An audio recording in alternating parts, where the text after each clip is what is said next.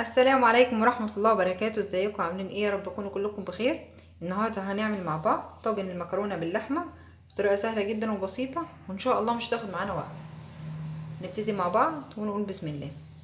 معايا هنا نص كيلو من المكرونة، ومعايا عصير طماطم، نص كيلو من اللحمة المفرومة، بصلة متقطعة صغير، حلقات زيتون مخلي، والتوابل معانا ملح وكزبره وفلفل اسود وحبهان مش كتير.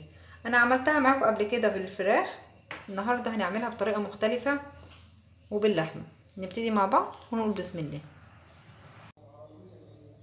اول حاجه هعملها، هجيب قلايه على البوتاجاز وهجيب شويه زيت وهنضيفهم بالطريقه دي. هما 3 معالق مش كتير، واول ما يسخنوا هننزل بالبصل. ودلوقتي هو سخن معانا، هنزل بالبصل بس مش هضيف الكميه كلها، هشيل شويه للصلصه بس كده كفايه. وبعدين نقلبهم مع بعض ونسيبها شويه لغايه ما تدبل.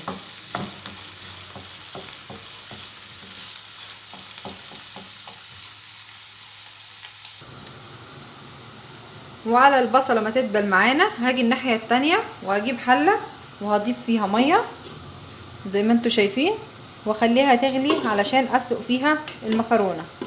وهاجي هنا هجيب حله صغيره واضيف فيها شويه زيت مش كتير برضو، حوالي 3 معالق صغيرين،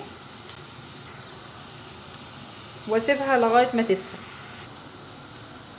ودلوقتي الزيت سخن معانا، هجيب البصل وهضيفه زي ما انتوا كويس،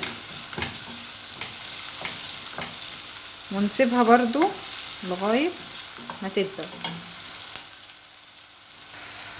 يبقى هنا معانا البصله اللي هنضيف عليها عصير الطماطم، وهنا معانا الحله اللي هنضيف فيها المكرونه، وهنا البصله اللي هنعصر فيها اللحمه، ماشيين مع بعض خطوه خطوه اهو. دلوقتي هي ابتدت تاخد اللون الاصفر الجميل ده ودبلت معانا خالص.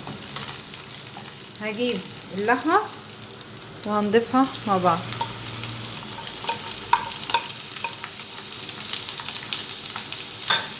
ونقلبهم كويس.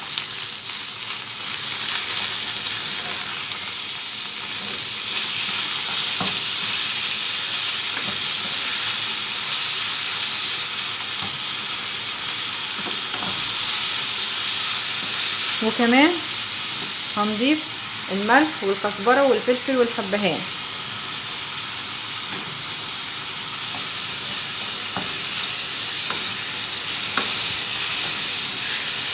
التوابل اول ما ضفتها ادتني ريحه جميله ما شاء الله عليها.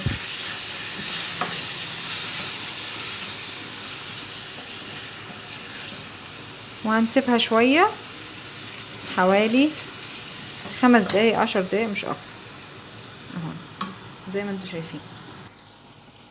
وهاجي الناحيه التانية اهي الميه ابتدت تغلي معايا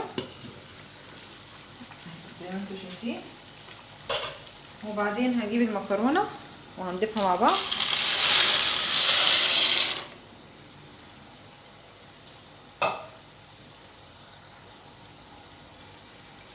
وهضيف معلقتين ملح صغيرين وهنقلبهم مع بعض. هنسلقهم نص سلقة، مش عايزاها تستوي تاخد سوا للاخر، نص سلقة بس. تعالوا نشوف هنا البصلة. هنا البصلة اهي ابتدت تدبل معايا، ادتني لون اصفر جميل اهو. هجيب عصير الطماطم وهضيفه فوق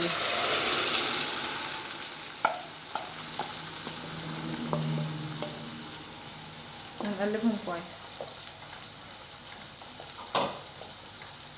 وبعدين هضيف معلقة صغيرة من الفلفل الاسود ومعلقة صغيرة من الكزبرة ونقلبهم كده مع بعض. ونسيبهم لغاية ما يتسبكوا. مش هخليها تاخد تسبيكة كاملة برضو، اخليها لغاية ما تغلي بس. هتغلي معايا وهنزلها من على البوتاجاز. اللحمة هنا اتعصجت معانا زي ما انتوا شايفين. هضيف عليها حلقات الزيتون المخلي،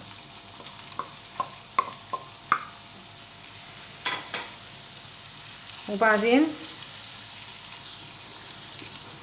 هقلبهم مع بعض.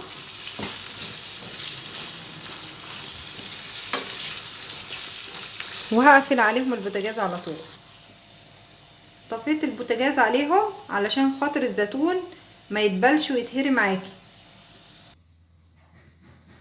دلوقتي المكرونه جاهزه معانا، والصلصه اتسبكت، واللحمه اتعصجت. دلوقتي هضيف حوالي معلقه واحده كبيره صلصه على اللحمه. ليه؟ هتطعمها لنا، هتخلي طعمها مختلف خالص معانا. ونقلبهم كده مع بعض، يعني هتبقى حكايه معاكي. الصلصه متسبكه.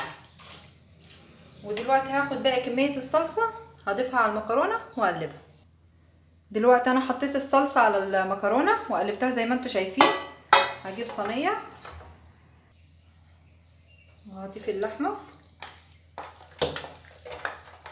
وهوزعها فيها كويس زي ما انتوا شايفين بالطريقه دي، وهوزعها.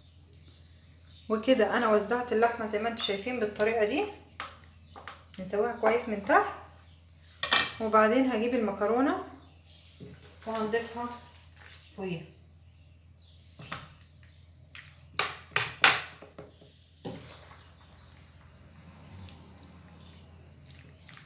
بالطريقه دي.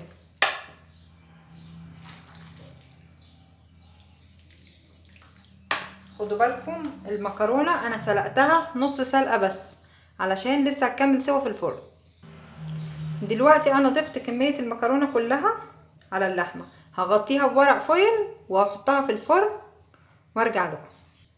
هي مش هتاخد وقت معانا كتير، حوالي 10 دقايق بس، لان المكرونه مستويه نص سوا واللحمه نفس النظام متعصجه، فمش هتاخد معانا وقت كتير.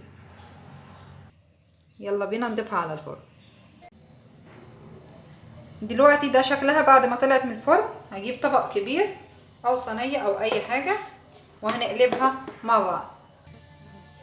دلوقتي انا قلبتها زي ما انتوا شايفين، ما شاء الله شكلها جميل جدا، وان شاء الله طعمها كمان احلى اهو شايفين، وما لزقتش معايا ولا اي حاجه. يا رب تكون طريقتي عجبتكم، وما تنسوش اللايك والشير والاشتراك، والسلام عليكم ورحمه الله وبركاته.